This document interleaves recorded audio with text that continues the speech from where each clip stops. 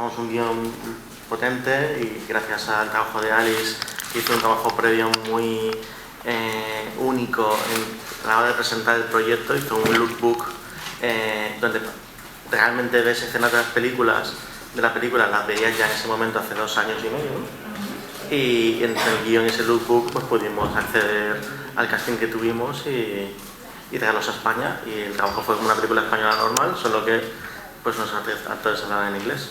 ¿Nos puedes contar un poquito también si el proceso de casting fue complicado? ¿Pedís actores, os los ofrecen, os dan lista? Pues es un poco de todo, al final siempre haces un wishlist de gente, de decir, pues idealmente veo los personajes en este sentido, y hay papeles que suenan a flauta y consigues tu wishlist, y otros pues que vas ahí intentando hasta que llegas a alguien que te ofrecen y que te funciona y es una sorpresa.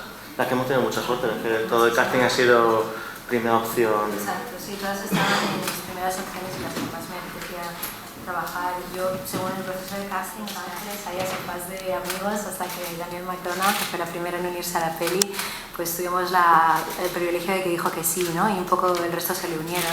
Emma Roberts también tuvo muchísimo tirón con ellos y ha sido un privilegio trabajar con ellos.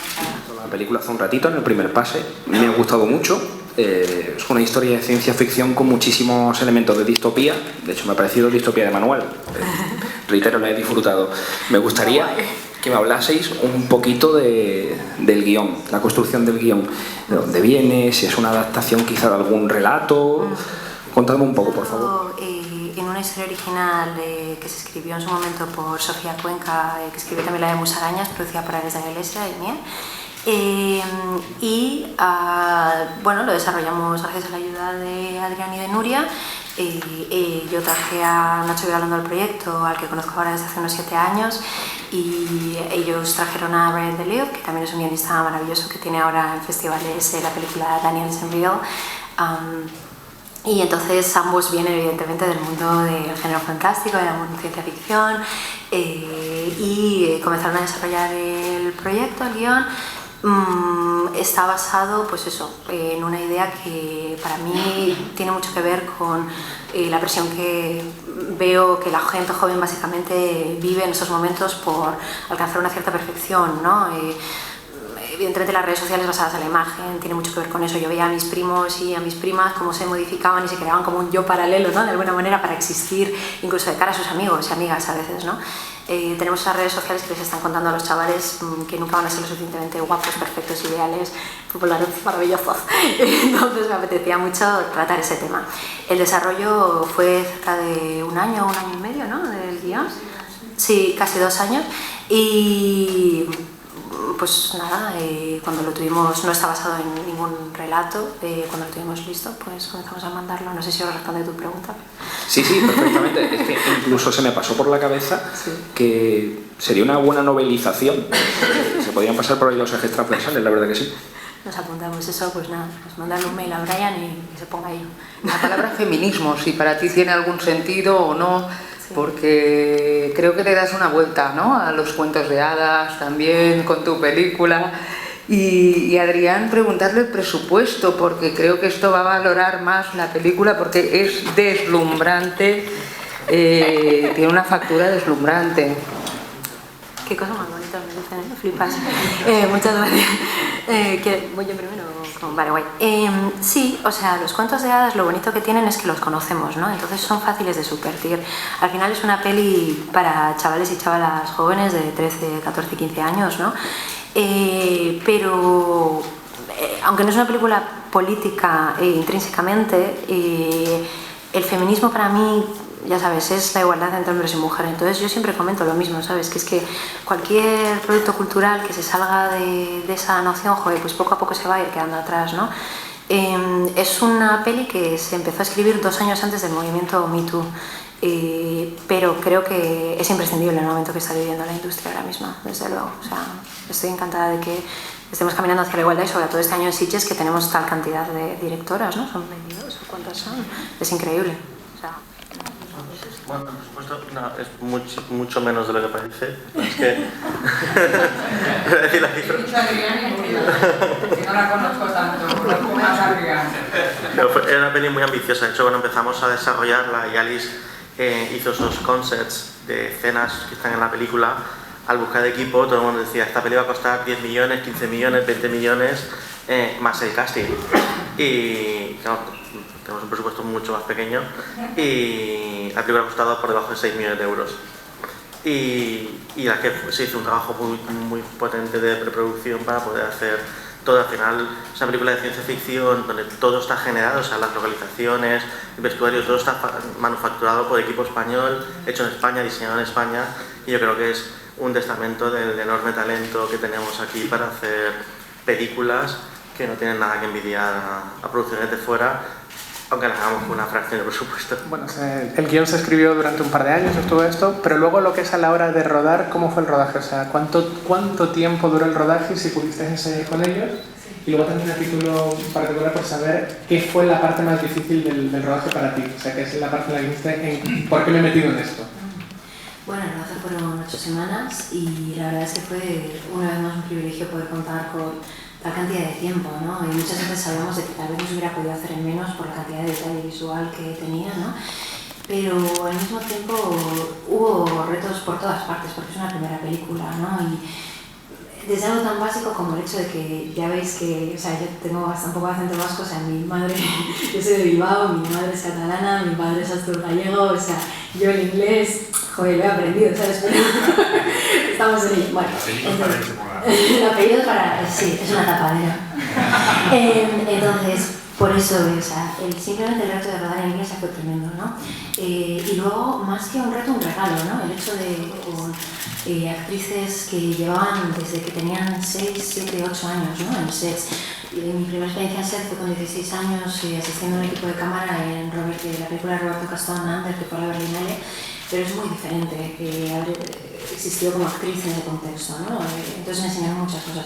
Y luego lo que comentábamos antes de crear un mundo nuevo que fuera el nuestro, utilizando localizaciones reales, eso fue gigantesco como reto de producción y reto de equipo. Eso en que os habéis inspirado, porque es muy original. Gracias. Bueno, las inspiraciones vienen un poco de películas clásicas, pero que a veces hay que desenterrar, ¿no? O sea, por ejemplo, tenemos dentro del laberinto de Jim Henson, a mí me gusta muchísimo, me gusta mucho El Señor de los Anillos, me gusta mucho... quiero decir...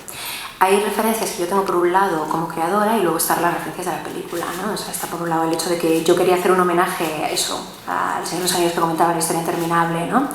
Y por otro lado están lo que son las referencias visuales de la película, del vestuario y el diseño de la producción. Entonces tenemos El prisionero, tenemos La fuga de Logan, tenemos las hijas del polvo, tenemos Picnic en Hanging Rock. Hay referencias desde dramáticas hasta de ciencia ficción y de género muy clásicas, ¿no? Y esto engloba un poquito el diseño de producción. Y luego para el vestuario la verdad es que teníamos referencias desde el siglo XVII hasta el siglo XIX, pasando por la moda gótico-lolita actual, videojuegos como Final Fantasy, videoclips de Grace Jones, o sea, no nos privábamos de nada tampoco, ¿sabes? Toda esa mezcla de referencias, ¿piensas seguir tu carrera, piensas seguir por los derroteros del género?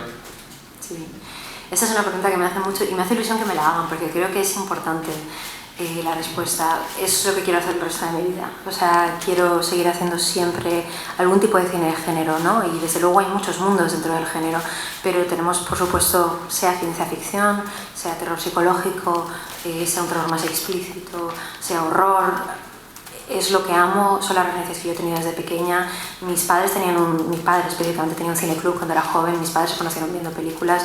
La peli favorita de mi madre es Blade Runner.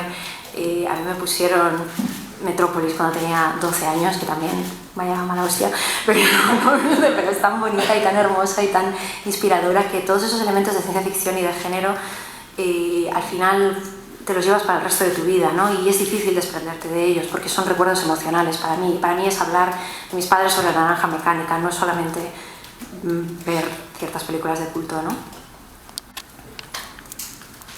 Sí, un poco al hilo con esto que hablabais. Hay una cosa que me llama la atención, como están surgiendo un montón de directoras en los últimos años. Sobre todo en Cataluña hay un auténtico boom de directoras jóvenes y de óperas primas. Sí. Y normalmente, como siempre, suelen ser dramas con mucho sustrato en la propia historia, dramas íntimos, muy basados en experiencias personales, ¿no? Y es verdad que se echaba de menos que también las nuevas directoras que están surgiendo se tocaran también el género, tocaran también Sí. pues, el terror, la ciencia ficción. ¿Por qué crees que dentro de las nuevas directoras que surgen tú eres un poco más tirando a la excepción que la norma? No necesariamente se la tenemos que hacer a las directoras, ¿no? O sea, creo que tiene que haber una evolución natural desde el haber considerado que el cine de género tenía un carácter más masculino hasta ir descubriendo y encontrando las historias que queremos contar, ¿no? Yo creo que hay directoras maravillosas actualmente que están haciendo un cine muy especial dentro del contexto del fantástico, como puede ser Nissan Biller con The Love Witch, como puede ser Jennifer Kent con The Babadook, Hara the Nightingale. Es maravilloso no ser la única siempre, en general. En España no puedo hablar porque no sé cuál es la diferencia cultural que hace que surjan pocas, ¿no? Pero puedo decir que pienso que se nos ha vendido algo que no es cierto, que es que la violencia, la agresividad, incluso la locura, ¿no? A veces como temáticas, son historias que las mujeres tal vez no debían contar, o temas a los que no debían acercarse porque eran como peligrosos, ¿no? Como que los tocabas y quemaban. Y eso pues es interesante irlo cambiando, ¿no? Poquito a poquito. La atención, a medida que iba transcurriendo la historia, me daba la sensación de que estaba viendo un retablo con marionetas. Eso me ha gustado mucho. Ya por curiosidad me gustaría saber por qué se ha optado por el suspense en vez de la ironía dramática. Es que voy con cuidadito por si hay alguien que no lo ha visto. Es verdad, perdón. Voy con prudencia. ¿Por qué he optado por el suspense en vez de por el... A ver, espera, por el... Lo que es la ironía dramática, en vez de la ironía dramática. Que efectivamente nosotros como espectadores pues tenemos menos información o la misma información que los personajes en sí. La ironía dramática. Claro, la ironía dramática es cuando efectivamente tú tienes más información que los propios personajes y sufres, ¿no? Constantemente. Es que pensé que estabas hablando de si la peli tenía bajo tonos irónicos y decía, joder, espero que sí. Creo que es interesante pensar a mí me interesa mucho el punto de vista, ¿no? O sea, me interesa mucho contar las historias siempre desde los ojos de la protagonista, ¿no? En este caso, ir descubriendo las cosas muy poco a poco según ella las va investigando también. Y creo que precisamente como tiene mucho de misterio psicológico, aunque a veces toma en serio a sí misma y a veces no va a la propia peli con todo el cariño, me interesa ir viéndolo a la vez que ella. Creo que tiene más interés dramático precisamente hacerlo de esa manera, sobre todo por las revelaciones del tercer acto, ¿no? Quería verlas a través de sí, es súper fundamental en la historia. O sea, está mal que yo lo diga, pero es de mis papeles favoritos que ha hecho ella en los últimos años, simplemente por lo bien que se lo pasa. O sea, porque creo que está totalmente desatada y tiene precisamente un punto irónico, pero no de la forma que decía el compañero, sino de la ironía literal. Tiene un punto irónico su papel y de puro disfrute, ¿no? Que tenía muchas ganas de verla en ese contexto y por eso se lo ofrecimos y por eso estaba entre mis primeras opciones. Y además hay un detalle que me hace mucha gracia, que es que cuando estábamos haciendo el doblaje, el ADR, después de terminar la peli, estaba su madre en la cabina y le dice a la madre: estoy muy contenta de que hayas hecho esta película porque siempre te llenan como de porquería, o sea, ¿por qué no llevas vestidos bonitos nunca? O sea, muy bien. O sea, que supongo que eso es una razón también, mira, yo que sí. Pero es una delicia, o sea, es un rayo de sol. O sea, claro, estábamos trabajando con actrices. Yo tenía 27 años cuando rodé la peli y las actrices tenían todas mi edad, más o menos. Mila era la única que tenía, pues, está en los 40, ¿no? Entonces, era un poco de madre, ¿no? A veces cuando, o sea, las chicas necesitaban apoyo, no sé, todo lo que sea, estaba ahí ella como de, venga, a ver, ¿qué hacemos ahora? Tal, no sé qué, venga, esto está muy guay, tal, no sé qué, va de puta madre, todo. Súper baja, o sea, flipas con ella. La peli, y de hecho me he quedado con ganas de más. Y me preguntaba si os habéis planteado hacer una secuela o ahora mismo estás trabajando en otros proyectos. En estos momentos tengo una peli que se llama Scarlett, que la estoy haciendo con Netflix de Estados Unidos, el productor es Michael Costigan, que es el productor de Inocencia Interrumpida, de Brokeback Mountain y tal. Y luego tengo otro proyecto que es de serie, en Estados Unidos también. Entonces yo me llevará a peña de equipo español. A estos les estoy dando un descanso un poco porque ya les pero ha sido una peli intensa. Y nada, entonces esos son los mismos, los que tengo ahora mismo, en plan para este año, ¿sabes? Y de momento me encantaría hacer una secuela en forma de novela gráfica, en forma de, pues lo que comentabas, ¿no? de libro y tal, de otro tipo de novela, pero ahora mismo no está previsto que se haga una secuela. Me encantaría decirte que sí, tío. Lo que me llama la atención es que te pusiste un poco el alias de Alice Waddington muy joven, ya con 16 años, pero que ya estabas trabajando en el cine, o sea, tenías muy claro que querías hacer carrera. ¿Cómo fue que te lo pusiste tan pronto y por qué? Porque empecé muy chiquilla a sacar fotos, o sea, yo no sabía si quería ser fotógrafa de moda o de guerra, estaba un poco en esa dicotomía. Entonces escogí hacer moda un poco por eliminación, que era lo que tenía más cerca y tal. Y entonces yo, joder, o sea, me lo puse por un ser querido, casi como una broma interna entre ella y yo, ¿no? Porque ella lo usaba como un seudónimo artístico. Entonces cuando era muy joven, para una cosa que no quería que su familia se enterara. Entonces me lo puse y la verdad es que nunca me lo cambié porque como comencé a hacer entrevistas y comencé a hacer prensa con ello, y hubo un punto en que hubiera sido un caso de Tamara Ámbar Llurena cambiárselo, como que nadie hubiera sabido dónde situarme. Y entonces pasa una cosa muy graciosa, que ellos lo saben, que cuando mis padres vienen a los rodajes son los únicos que me llaman Irene. Irene es mi nombre real, ¿vale? Entonces vienen a los rodajes y dicen: Irene, ¿qué tal está? ¿Dónde está? Y la gente está en plan: ¿pero de quién estáis hablando? O sea, de rollo, en plan, ¿quién sois? Y pues eso, mis aitas me llaman, mis padres me llaman Irene todavía, sí. O sea que... Y has visto una peli sobre Lourdes, ¿no? También. Sí, claro. Eso es un spoiler, tío. ¿Cómo se te ocurre? Todos lo han visto, vale. Del panorama del terror actual. Pues esto va un poco en línea con lo que hablábamos antes de las creadoras femeninas. O sea, creo que, joder, se están apareciendo una serie de historias que para mí son fascinantes. O sea, me encanta precisamente Jennifer Kent, me fascina. O sea, me encantaría tener una carrera como la suya. Me encantaría hacer pelis como las que hace ella. Y luego, por ejemplo, pues de hecho precisamente la peli de Brian, de nuestro guionista, la de Daniel is Unreal de Adam Najib Mortimer, me encanta también, la vi, está ahora también en el circuito de festivales, como decíamos antes. Hay un montón de películas que están explorando espacios muy sutiles, psicológicos, ¿no? Que entra dentro de un género inclasificable al final, ¿no? O sea, no lo puedes llamar terror psicológico ya, ni siquiera en algunas ocasiones, tampoco lo puedes llamar body horror, ¿no? Como el caso de Daniel is Unreal. ¿Cómo lo llamas? Una película de body horror sobre la salud mental, o sea, no sé. O por ejemplo la película de mi amigo J.D. Dillard, Sweetheart, que va sobre una chavala que lucha contra un monstruo y tal, en una isla desierta. Es inclasificable, porque es como un drama de personaje, es como un estudio de personaje, pero luego tienes un monstruo ahí que forma parte de la historia, que es súper bonito, pero es muy original y son espacios al final que se están creando para eso, para mujeres, para personas no blancas. También hay hombres como Adam que están haciendo películas increíbles con una sensibilidad brutal que me fascinan. Creo que lo veo saludable y lo veo bello y espero poder ver muchas pelis aquí también. The Lodge no la he visto todavía y tengo muchas ganas de verla, por ejemplo.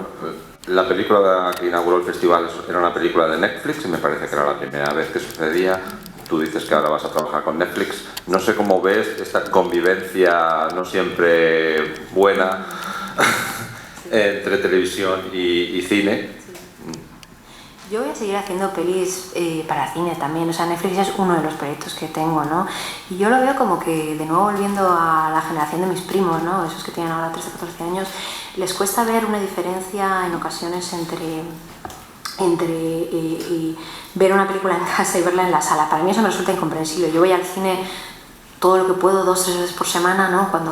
Incluso cuando estoy trabajando. Y esa experiencia que es tan teatral, ¿no? De compartir ese espacio con esas personas, no se tiene que perder, o sea, porque es una comunidad, la oscuridad que tiene que estar allí, ¿no? Tiene que existir. Al mismo tiempo, hablando de estos nuevos creadores precisamente del cine de género, creo que Netflix está dando pues, una pequeña oportunidad, ¿no? A voces nuevas que tal vez no encuentran financiación o no encuentran oportunidades de otra manera, pero vamos, que ya te digo, yo voy a seguir haciendo películas para el cine convencional, en cualquier caso.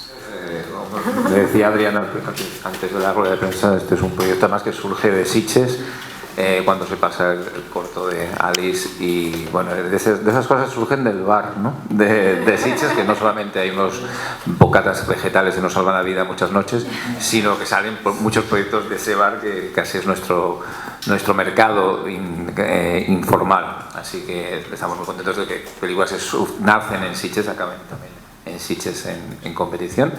Y esta noche, pues, la red carpet y la película y todas esas cosas del estreno oficial en la sección oficial de Paradise Hill. Muchas gracias Alice, Adrián, Nuria. Majísimas. Gracias.